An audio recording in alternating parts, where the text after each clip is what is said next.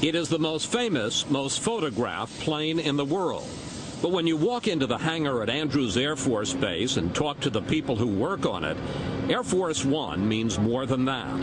I've got 230 hand-picked folks that have tremendous pride to make sure this jet works perfectly every time for the President of the United States. Colonel Mark Tillman is completing 30 years in the Air Force, the last 8 as the President's pilot. What is it like to land in a foreign country as the pilot of this plane with the United States of America emblazoned across the side?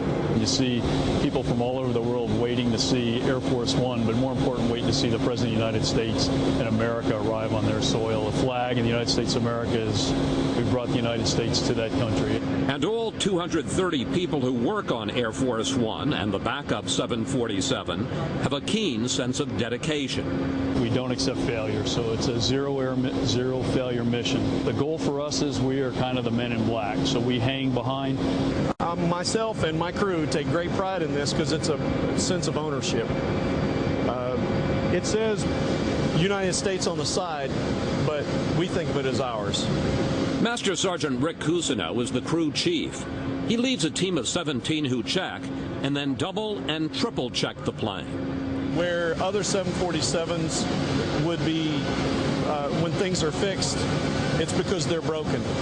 We find things before they're broken and fix them before they become a problem. The crew doesn't wash the plane. That would leave water spots. So they polish everything, even the tires, by hand. We probably checked out, I would say, 200 to 300 rags, and they all have to be accounted for by every person when they go to check in at the end of the day. And what if there are 199 rags?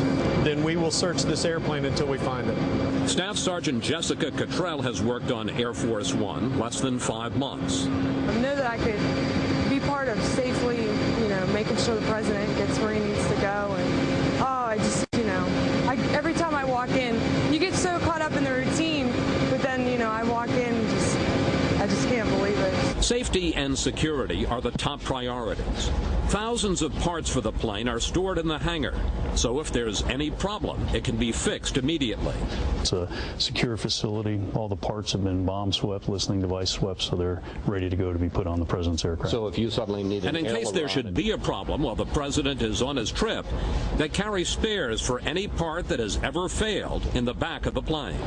We can't fail the President, nor do we ever fail the President, so we haven't failed him yet, and we're not about to. Now it was time to climb on board Air Force One to find out what's behind the gleaming fuselage.